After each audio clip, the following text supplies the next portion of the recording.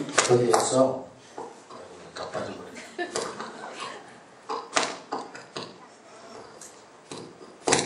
자, 씨를 뿌리면은 거기에서 싹이 나고 잎이 나고 열매가 맺는데 그 자라는 과정을 우리가 눈으로 볼 수는 없지만은 시간이 흐름에 따라서 자라나게 됩니다.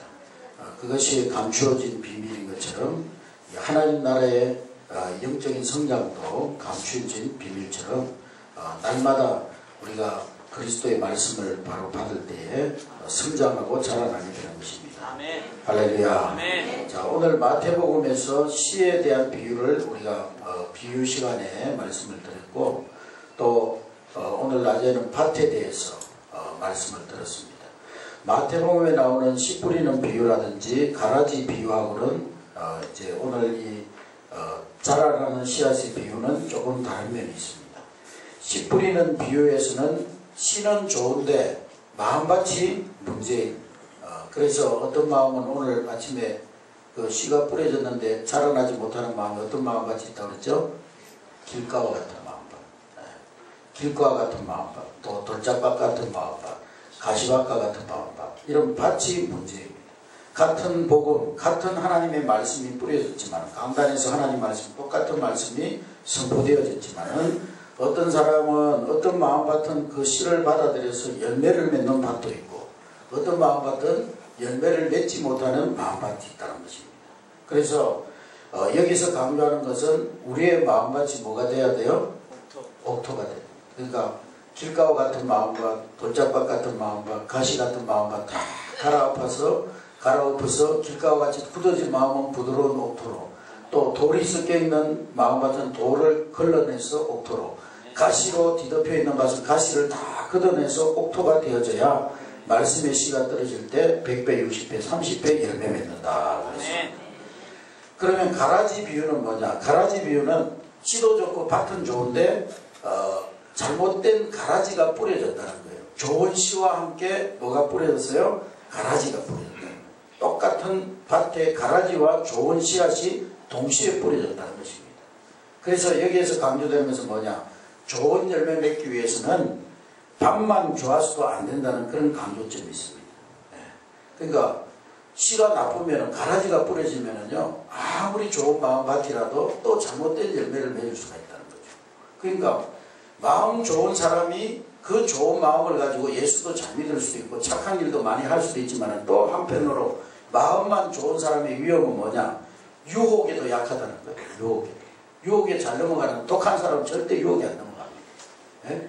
제비족이 와가지고 출겨 그러면 미친놈아, 야 이 미친놈아 이러고 딱 물리치죠. 근데 마음 좋은 사람은 출겨 그러면 출겨 그러고 마음이 좋으니까. 그러니까 바람난 사람들을 치고 마음이 독한 사람이 없어요. 마음이 좋다 보니까 누가 와가지고 잘해주면 아이고 내가 참 왜 떡이냐 이러면서 이제 돌아가는 거죠. 그러니까 마음이 좋은 사람은 좋은 일에만 오케이 하면 좋은데 좋지 못한 일에도 쉽게 오케이 해가지고 유혹에 잘 넘어진다.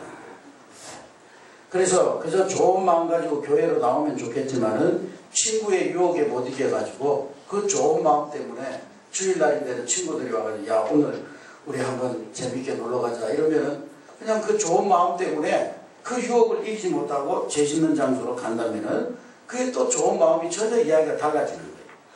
그래서 오늘 이 비유는 뭐냐? 씨앗이 어떠냐, 밭이 어떠냐가 아니라 단지 씨앗이 자라나는 과정에 대해서 말씀을 하고 있습니다.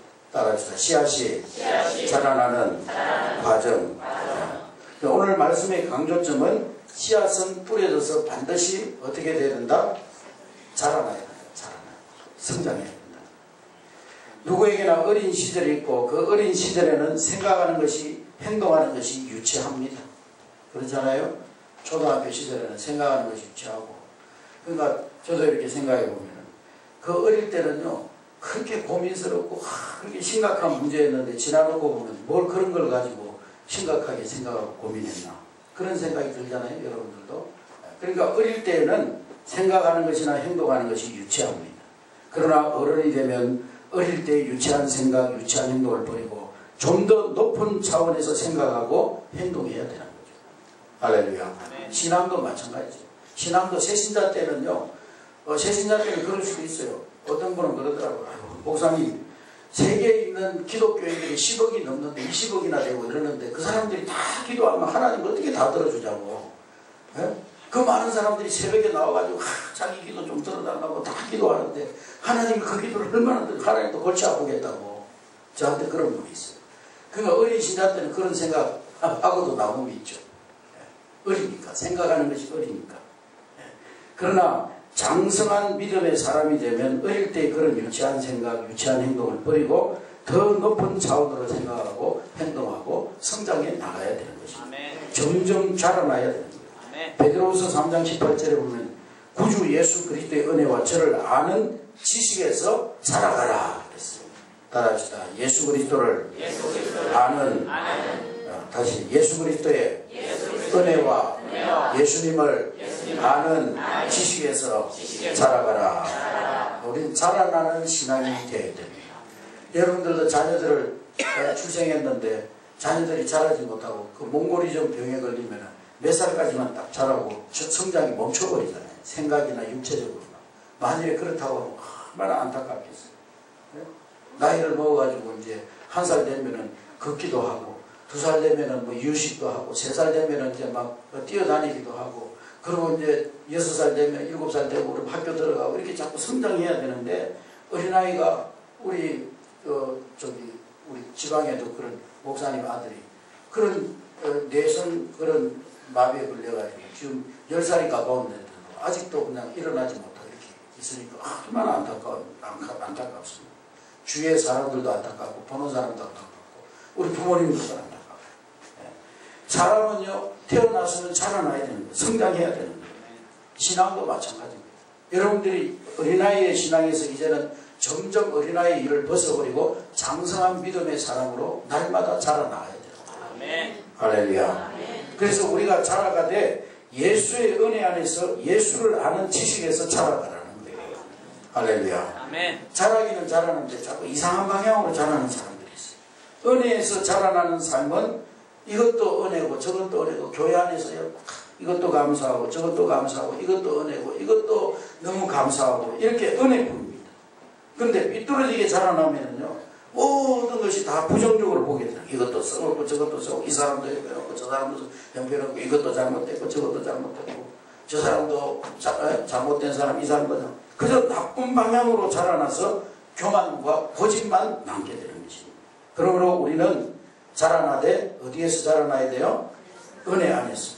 은혜 안에서 자라나고 그리스도를 아는 지식에서 자라가야 돼요. 할렐루야. 목사님들이 성경 공부를 시켜보면요 우리 성도들을 성경 공부를 시키고 훈련을 시키고 두 가지 현상이 일어납니다.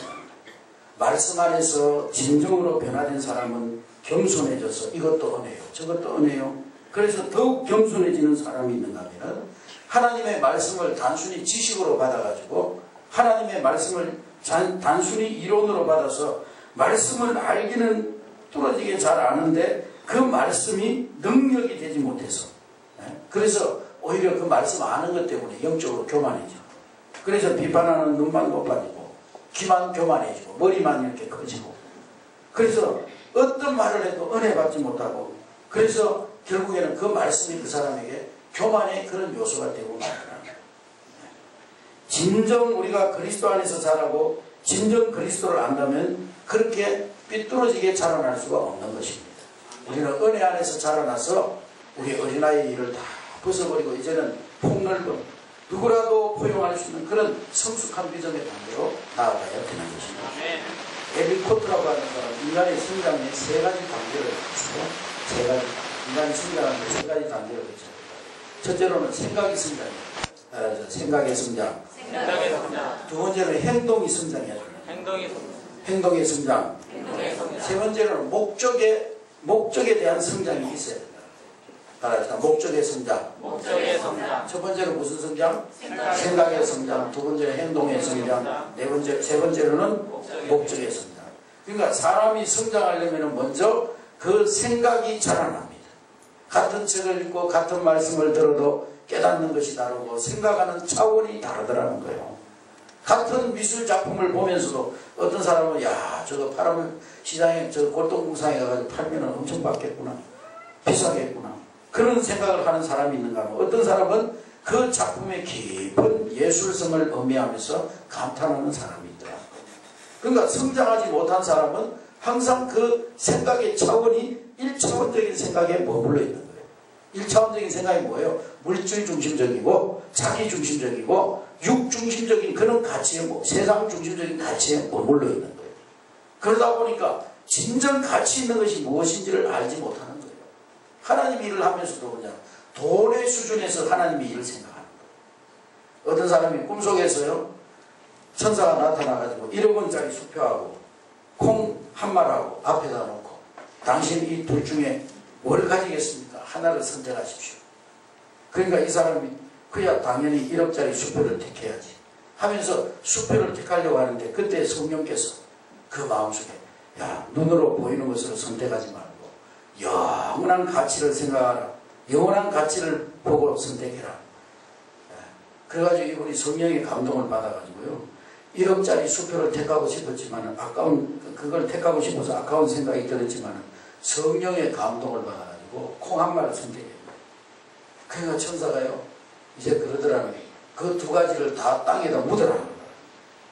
몇 달이 지나면 어떻게 되겠어요? 네?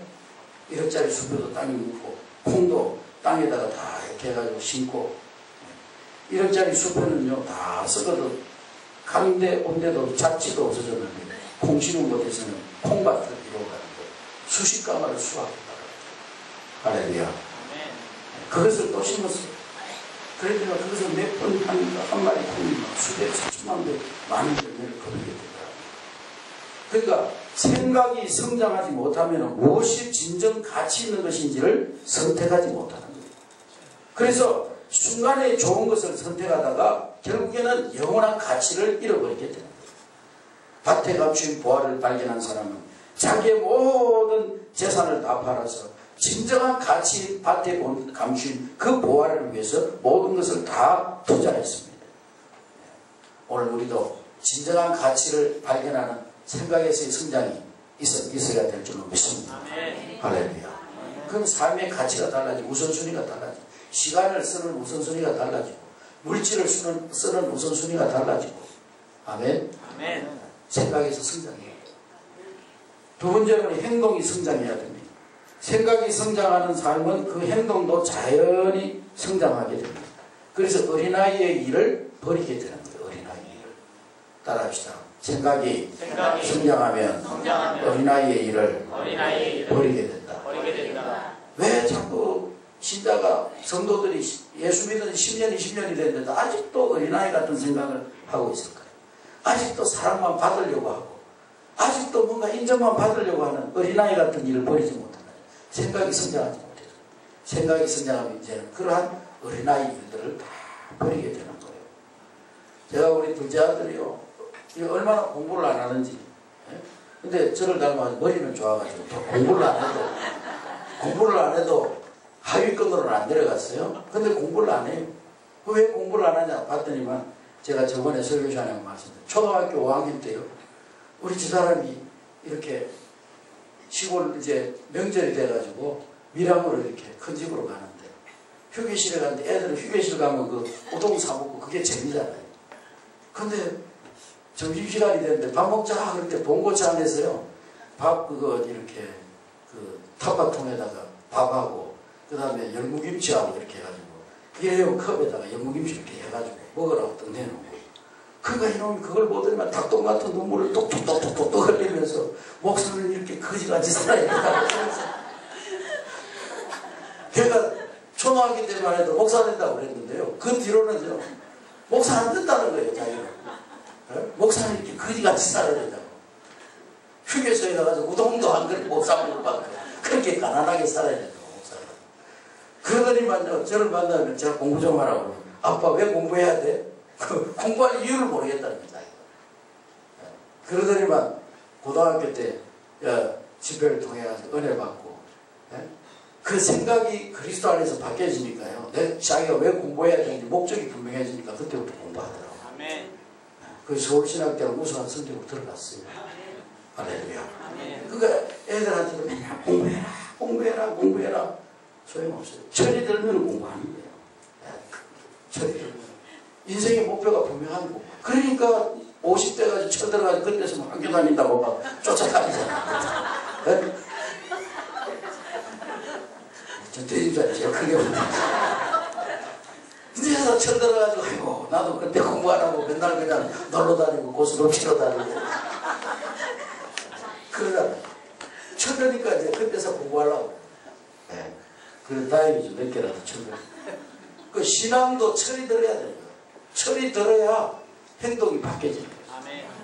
철들지 못하면 30년, 40년을 신앙생활해서 그냥 어린아이 짓을 하는 거예요. 어린아이. 유치하고, 어린아이 같이, 그죠? 30살이 됐으면 막 자녀도 낳고 이렇게 해야 되는데, 30살이 됐는데도, 신앙의 나이가 30살이 됐는데도, 그냥 기저귀 차고 그냥 싸고 뭉개면서 기저귀 갈아달라고 그러고, 젖병 물려달라고 그러고, 철들어야 돼요, 신앙적으로. 할렐루야. 세 번째로는 목적이 성장해야 돼요. 목적. 성숙한 사람은 모든 일에 의미를 부여합니다. 물질적인 가치보다는 정신적인 가치, 일시적인 가치보다는 영원한 가치를 선택하는 것입니다. 할렐루야.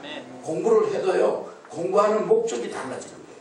사업을 해도 사업하는 목적이 달라지는 거예요. 출세하고 부자되고 뭐, 서울대학 가고 뭐, 그런 삶의 목적이 아니라 이제는 하나님이 기뻐하시는 그러한 삶이 되기 위해서 하나님의 영광을 위해 하나님 나라를 위해서 하는 그런 단계로 성장하게 되는 것입니다. 아멘. 할렐루야. 아멘. 그래서 이제는 땅의 가치가 아닌 하늘의 가치, 아멘. 물질적 가치가 아닌 영적 가치로 성장하게 되는 것입니다. 아멘.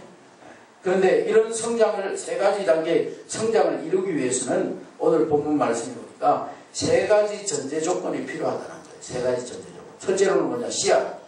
성장하려면 먼저 뭐가 있어야 돼요? 씨앗이 있어야 돼요. 씨앗은 뭐예요? 하나님 말씀이에요.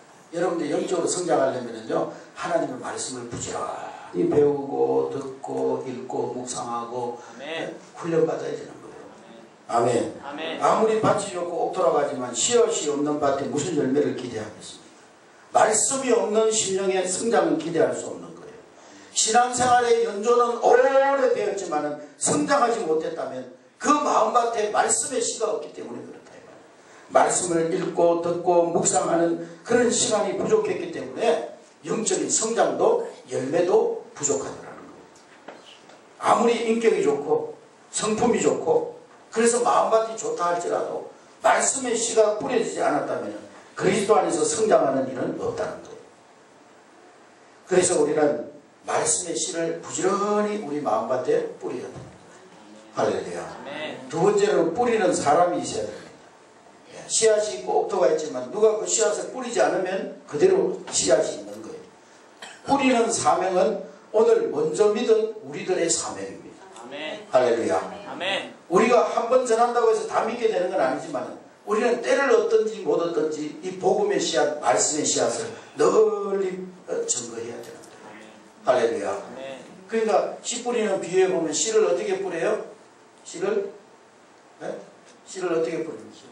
이스라엘 나라에서는 씨를 뿌릴 때 우리나라는 이렇게 구멍을 파가지고 하나하나 집어넣지만 씨를 그냥 헐 바람에 날려서 뿌리잖아요.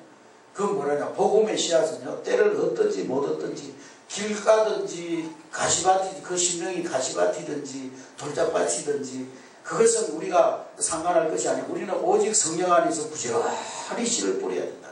아멘. 할렐루야. 아멘. 조건 따지고 무슨 상황 따지고 오늘은 비가 와서 안 되고 오늘은 눈이 와서 안 되고 오늘은 뭐 어째서 안 되고 그러면서 씨 뿌리는 일을 제한해서는 안 되는 거예요. 때를 얻든지 못 얻든지 우리는 부지런히 복음의 씨앗을 뿌려야 된다. 아멘. 할렐루야. 아멘. 결과는 누가 책임지십니까? 하나님 책임. 우리는 성령 안에서 이 복음의 씨앗을 부지런히 뿌리고 모든 결과는 하나님께 맡겨야 돼요. 아멘. 세 번째는 땅입니다. 땅. 좋은 옥토가 필요한 것입니다. 항상 말씀을 겸손하게 받을 수 있는 마음, 옥토 같은 마음. 그런 마음이 있을 때 성장할 수 있다. 그래서 이같이 씨와 그리고 두 번째는 뿌리는 사람, 세 번째로는 땅, 이 세 가지가 전제 조건이 되어 있을 때 뿌려진 씨가 이제는 자라나게 되는 거예요. 성장하게 되는 거예요. 그래서 그 자라나는 단계를 오늘 본문에서 세 가지 단계로 말씀. 첫째로는 무슨 단계예요? 처음에는 뭐가 되고? 싹이 되고, 싹. 따라합니다. 싹. 예. 처음에는 씨가 자라는데 싹이 되고, 예. 처음 날 때는 싹이 납니다. 근데 싹이 날 때는 어떻죠? 싹은 어떻습니까? 약하고 아무런 저항력이 없고 힘이 없어요. 그래서 조그마한 병충해가 있어도 다 죽어버리고 조그만 추위에도 얼어 죽습니다. 싹은. 그러므로 싹은 누군가 계속 돌봐줘야 되는 거예요. 벼도 처음부터 논에 심는 것이 아니라 어디다 심죠? 어디다 심죠? 모판에다 심잖아요. 모판에다. 왜 모판에다 심습니까? 저항력이 없으니까요. 거기에서 다 싹을 내가지고 어느 정도 이렇게 모종이 됐을 때 이제 논에다가 심잖아요. 정성껏 모판을 내가 싹을 내서 논에다가 옮겨 심습니다. 그렇게 하는 이유가 뭐예요? 싹을 내기까지는 정성 어린 돌봄이 필요하기 때문이라. 아멘. 그러니까 우리 교회에도 새가족들이 들어오면 이제 훈련받은 새가족 성기미들이요. 모판에서 잘 새가족들이 뿌리를 내릴 수 있도록 여러분들이 잘 돌봐줘야 돼요. 그 역할을 여러분들이 하셔야 돼요. 아멘. 근데 내가 뭐 아직도 싹이 돼가지고 그래가지고 뭐 나도 자빠지고 넘어지고 맨날 시험 들고 막 누가 뭐 조금 섭섭한 말 했다고 그냥 넘어지고 자빠지고 그런데 내가 다른 사람들 어떻게 들어오겠어. 우리가 이제는 싹과 같은 어린 신자들을 정말 사랑으로 돌보고 뿌리 잘 내려서 정착할 수 있도록 돌보는 그런 단계까지 나아가야 되는 거예요. 할렐루야. 예수 믿기로 작정한 새신자들은 신앙의 저항력이 부족합니다. 그래서 지극히 작은 일로도 시험 들고 넘어지고 자빠지고 서울 시민들을 대상으로 설문조사를 해봤는데요. 설문조사에 의하면 서울 시민들 60%가 과거에 다 한 번씩은 교회에 다닌 적이 있다는 거예요. 근데 지금 서울 인구 중에 한 20%가 기독교인이거든요. 뭐 거품이 많아서 한 30% 이렇게 된다고 하지만 거품 다 빼면 한 20%. 1000만 인구 중에요. 한 200만 명이 예수를 믿는데요. 60% 600만 명이 교회를 다녀본 적이 있다는데 왜 200만 명만 남고 400만 명은 다 어디로 가고 200만 명은 교회에 남았습니다. 그 40%의 사람들의 많은 사람들이 교회에 나가서 그만둔 이유가 뭐냐? 먼저 믿은 사람들에게 실망했다는 거예요. 교회 가면 정말 우리보다는 낫겠지. 우리보다는 인격적으로나 모든 면에서 수준이 높겠지 하고 갔는데 먼저 믿은 사람들을 보고는요 실망하고 나가버리더라. 싹과 같은 자들에게 사랑과 덕으로 그들을 돌봐주어야 할 믿음의 선배들이 오히려 말이나 행동에서 실망감을 주고 본이 되지 못하는 그런 경우가 많더라는 것입니다. 오늘 우리 한내교회는 싹과 같은 연약한 성도들에게 먼저 믿은 우리들이 정말 말씀으로 본을 보이고 또 섬김으로 본을 보이고 사랑으로 본을 보이고 겸손으로 본을 보이고 사랑과 관심으로 그들을 잘 돌봐서 그 싹이 잘 자라나서 뿌리 내리도록 하는 일에 쓰임받는 저와 여러분들이 되시길 주의 이름으로 축원합니다. 두 번째로는 이삭의 단계. 이삭은 뭐냐? 이삭이 나왔다는 것은 이제는 자기의 신분을 아는 단계예요. 처음 예수 믿은 사람들은요 식당에 가가지고 기도하는 것도 창피해서 못해요. 그래서 기도는 해야 돼요. 교회 가면은 밥 먹을 때 기도하라고 하는데 기도는 해야 되고 안 하고 먹자니 찝찝하고 하자니 또 창피하고 그러니까 안경 벗고 이러고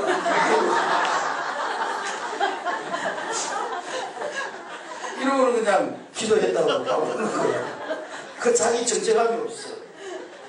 그리고 어떤 술자리에 가도 자기가 기독교인이라고 담대하게 말하지 못합니다. 그럼 주면은 그냥 이렇게 한 잔 받아먹기도 하고 그러는 거죠.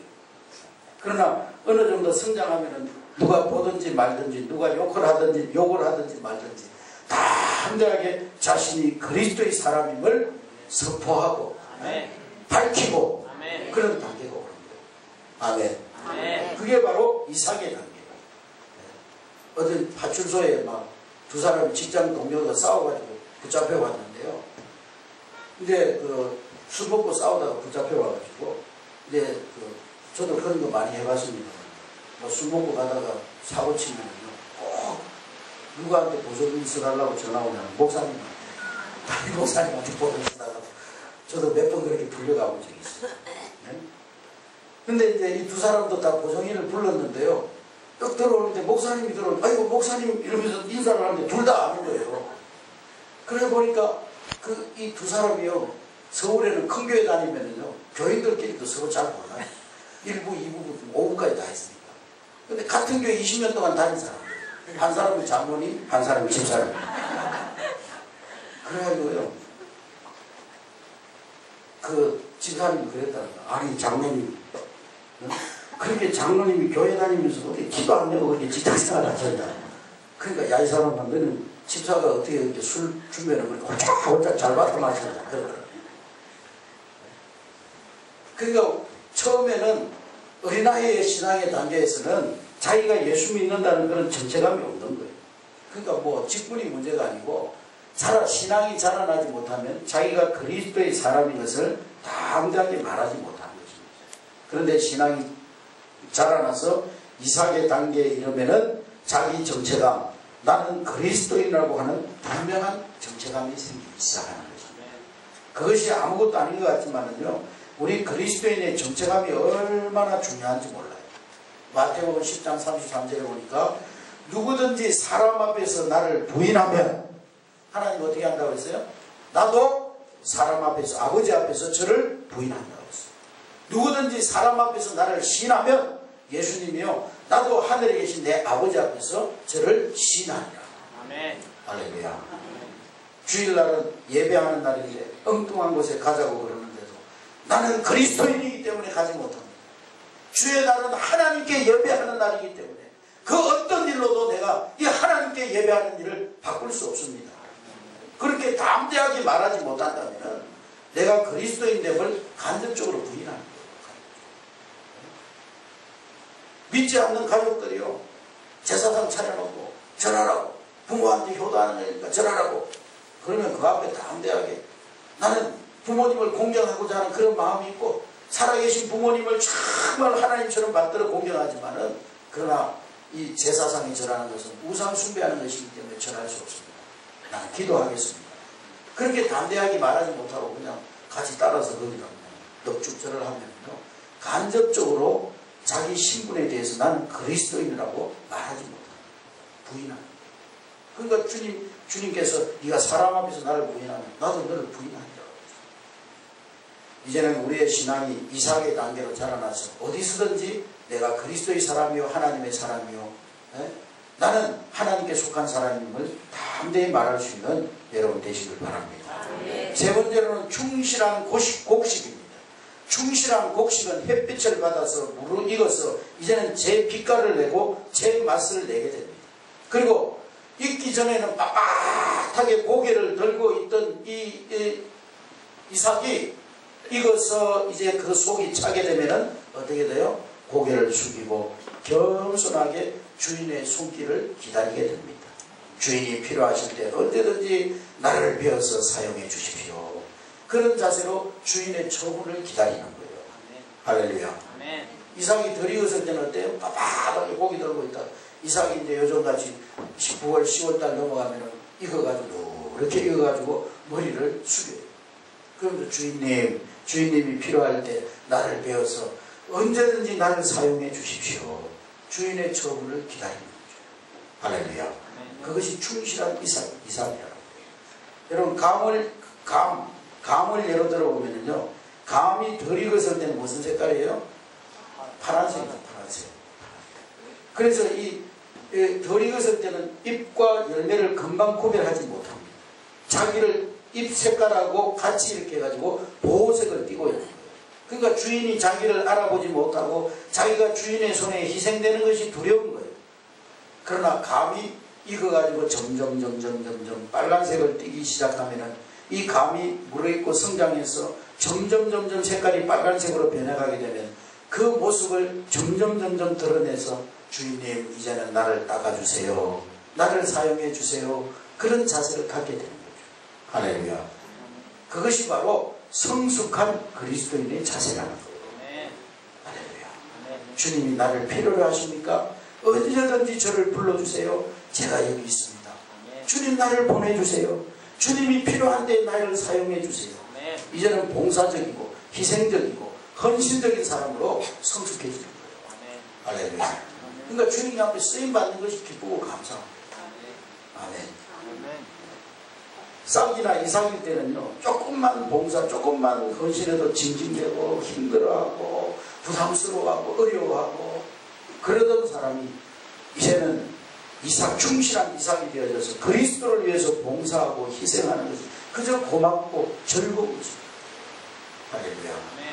제가 홍성에 있을 때 가축 약품하는 집사님은요, 제가 교회 뭐 큰일 있을 때마다 그냥 그 집사님한테 교육자에 한다고 목사님들 식사 대접하시오 와가지고 식사 대접하고 또 한 며칠 있다가 원로 목사님들 또 우리 교회 방문하는데 전화 와가지고 그럼 오시라고 그래가지고 원로 목사님 갈 데 없어가지고 와가지고 그냥 저기 하신다고 그러는데 오시라고 또 그 집사님한테 전화했더니 그 집사님도 아이고 그러면 목사님 제가 대접해야죠. 교통비도 제가 드려야죠. 그러고는 또 자기가 다 담당하고 그래서 제가 너무 감사해가지고 전화하고 집사님 너무 감사합니다. 집사님이 이렇게 헌신해 주시고 섬겨 주시니까 너무 감사합니다. 그러니까 그 집사님이 아이고 목사님 무슨 말씀 하시는다고 목사님이 이렇게 써주시는 게 제가 더 감사하죠. 목사님이 써주시는 게 감사하지 제가 목사님 뭐 감사하시냐고 저는 하나님 거 가지고 하나님께 쓰임받은 거예요. 그게 바로 성숙한 그러한 충실한 곡식의 모습인 것입니다.